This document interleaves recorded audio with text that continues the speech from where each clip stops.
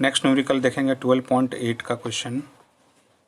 In the circuit diagram given figure 12.12 suppose the register R1, R2, R3 have a values of 5 ohm, 10 ohm and 30 ohm respectively, which have been connected in battery 12 volt. Calculate the current through the each resistor, the total current in the circuit and the total circuit resistance. तो यहाँ पे एक चीज़ हम identify करेंगे और diagram में आपके ये पीछे जो डायग्राम है इस डायग्राम में दिया गया है R1, R2 और R3 तीनों के तीनों पैरेलल कनेक्शन हैं और इसी पैरेलल कनेक्शन के हिसाब से हम इसको सॉर्ट आउट करेंगे। तो सबसे पहले मैं बता दूं कि अगर पैरेलल कनेक्शन है तो हर एक का रेजिस्टेंस हमारा जो R1, R2, R3 है जो कि दे रखा है 5 ohm, 10 ohm और 30 ohm, उसमें करंट कितना फ़्लो करेगा। तो करंट हमारा I1, I2 और I3 होगा। बट की बात करें पोटेंशियल डिफरेंस तो पोटेंशियल डिफरेंस एक समान होगा। करंट यहाँ अलग अलग होगा, पोटेंशियल डिफरेंस पैरेलल कनेक्शन में एक समान होता है। जितना पोटेंशियल डिफरेंस अक्रॉस एक कंडक्टर सप्लाई करते हो हर एक सीरीज़ कनेक्शन में पोटेंशियल डिफरेंस एक समान होता है। तो हम पहले निकालते हैं कि हर एक में करंट कितना कितना होगा।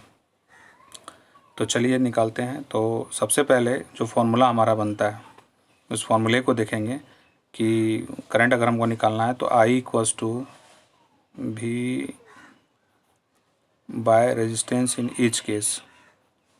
वोल्टेज हमारा जो है ईच केस मतलब पहला वाला केस, तो वोल्टेज हमारा जो है एक समान होगा और वोल्टेज हमारा दे रखा है 12 वोल्ट और डिवाइडेड बाय 5। तो ये हमको करंट देगा 2.4 एम्पियर। जब 12 को 5 से डिवाइड करेंगे तो 2.4 एम्पियर देगा।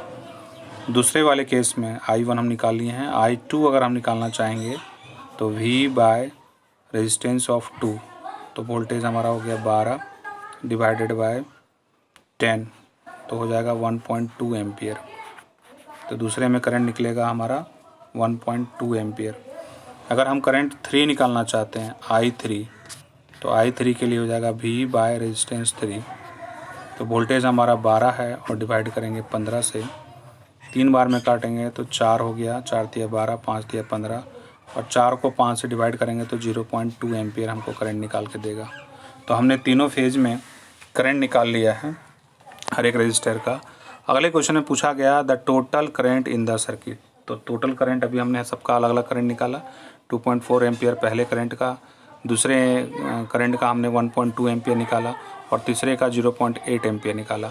टोटल करंट अगर हम देखेंगे total current TIT total current तो 2.4 को सम कर देंगे तो टोटल करंट हमारा कितना हो जाएगा। टोटल करंट अगर हम निकालेंगे IT टोटल 2.4 पहले का निकाला था हमने, दूसरे का 1.2 निकाला था और तीसरे का 0.8 किया था। ये हो गया 1.2 प्लस 0.8 2 हो गया, 2 और 2 4 4.4।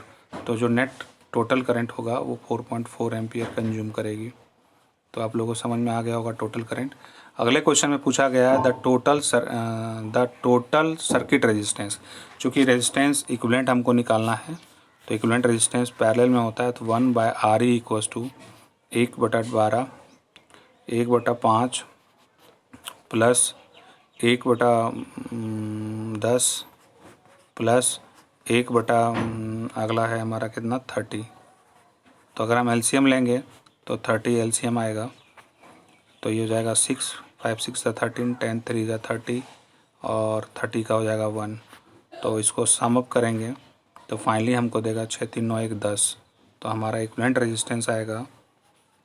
रेजिस्टेंस आ जाएगा पलटने के बाद 30/10 कैंसिल करेंगे तो 3 ओम। सो इक्विवेलेंट रेजिस्टेंस आएगा 3 ओम। तो आप लोगों को समझ में आ गया होगा इस क्वेश्चन को कैसे प्रॉपरली सॉर्ट आउट करेंगे।